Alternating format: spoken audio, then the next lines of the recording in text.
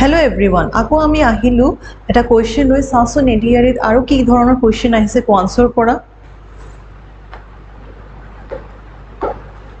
If the average age of A, B, C, so A plus B plus C total age কিমান হেতু জানিবলে আমাৰ এভাৰেজৰ formula জানিব লাগিব Average is equal to total by number of candidates.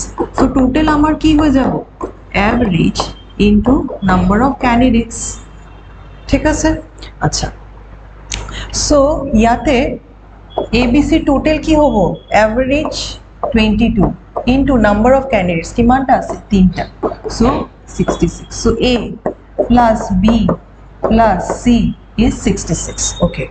তার পিছত the average age of B and C.